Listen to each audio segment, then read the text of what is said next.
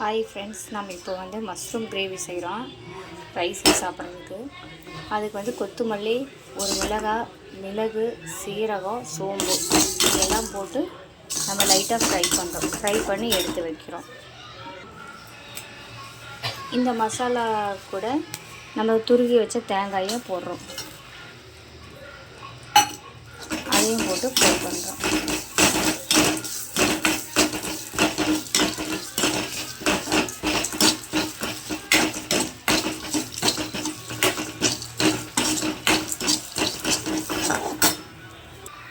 இதை நாம் அப்படியே எடுத்து ஆற வச்சு மிக்ஸி ஜாருக்கு மாற்றி நல்லா ஃபைன் பவுடராக அரைச்சி வச்சுக்கலாம்.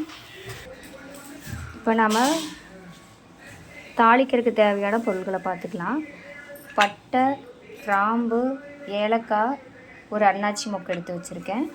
அடுத்தது இஞ்சி பூண்டு பேஸ்ட் 2 ஸ்பூன் எடுத்து வச்சுருக்கேன். கருவேப்பிலை, தக்காளி, அடுத்தது பெரிய வெங்காயம் வந்து பொடி பொடியாக கட் பண்ணிகிட்ருக்காங்க.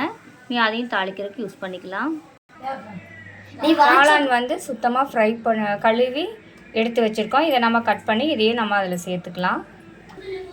இப்போ நாம் வாணலி வச்சுருக்கோம். அதில் எண்ணெய் ஊற்றி நம்ம தாளிக்கு எடுத்து வச்சுருந்த பொருட்களெல்லாம் ஒன்று ஒன்றா போடலாம். பாருங்கள், எண்ணெய் காஞ்சிருச்சு.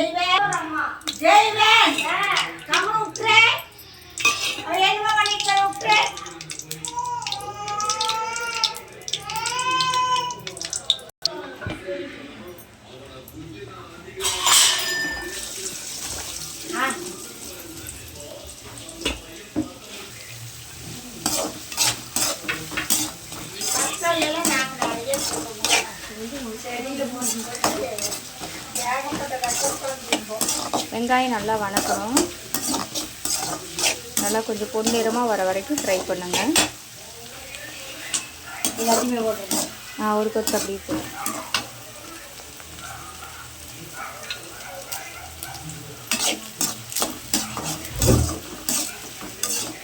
கருவேப்பிலை போட்டுக்கலாம்.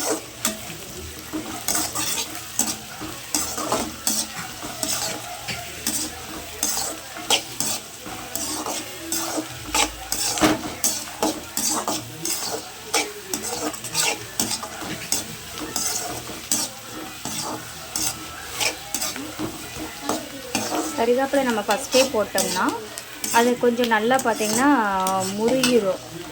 அது அந்த க்ரீன் கலர் போயிடும். கொஞ்சம் எண்ணெயில் நல்லா வெங்காயமெல்லாம் வணங்கினதுக்கப்புறம் போட்டோம்னா அந்த கறிவேப்பிலை வந்து இந்த பச்சை கலரோடு அதை நல்லா இருக்கும். பார்க்குறதுக்கு சாப்பிட்றதுக்கும் நம்மளுக்கு நல்லாயிருக்கும்.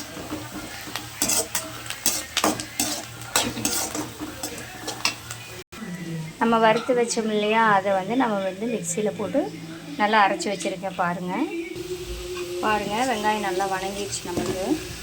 அடுத்தது வந்து நம்ம தக்காளி போட்டுக்கலாம்.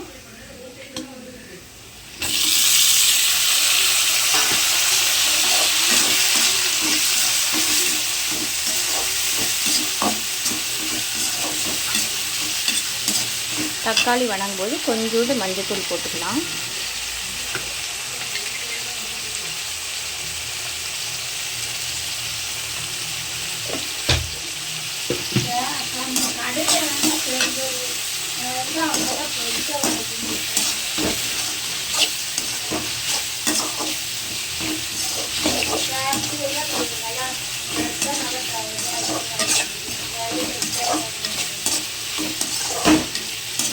தக்காளி கொஞ்சம் நல்லா வணங்கட்டும். அதுக்கப்புறம் நம்ம இஞ்சி பூண்டு பேஸ்ட்டு சேர்த்துக்கலாம். பாருங்கள், நம்ம தக்காளி நல்லா வணங்கிட்டு இருக்கு.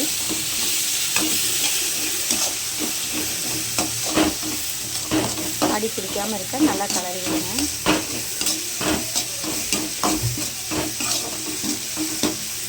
இப்போ வந்து இஞ்சி பூண்டு பேஸ்ட் அரைச்சி வச்சுருக்கோம் இல்லையா, அதை போட்டுக்கலாம். இஞ்சி பூண்டு பேஸ்ட் போட்டுருக்கேன். அதை போட்டு நல்லா கலரி வச்சிடலாம்.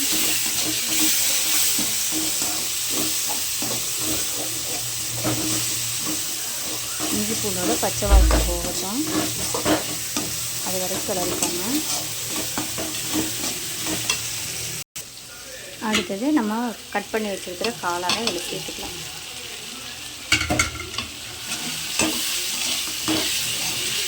காளானுக்கு நம்ம தண்ணி சேர்க்க தேவையில்லை, கொஞ்சம் அதுலேயே வணங்கட்டும். ஏன்னா காளான்லேயே தண்ணி விடும்,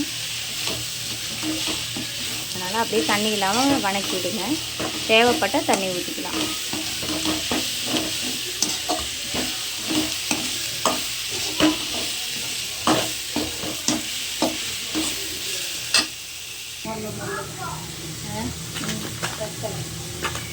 உப்பு போட்டுக்கலாம். இப்போது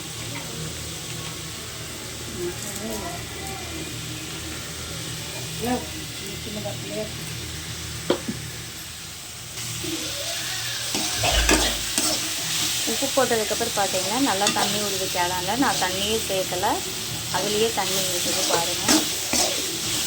அதுலேயே நல்லா வணங்கட்டும்.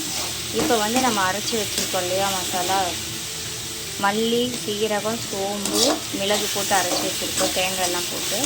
இப்போ அந்த இதையை வந்து இதில் சேர்த்துக்கலாம்.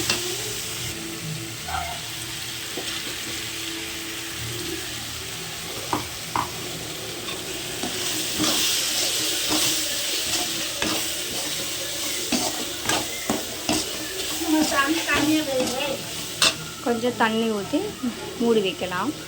பாருங்கள், நான் தண்ணி ஊற்றி கொஞ்சம் ஒரு கொதி வரட்டும்னு வெயிட் பண்ணுறேன். தண்ணி ஊற்றிருக்கேன், ஒரு கொதி வரட்டும், அதோட பச்சை வாசனையெல்லாம் போகட்டும்.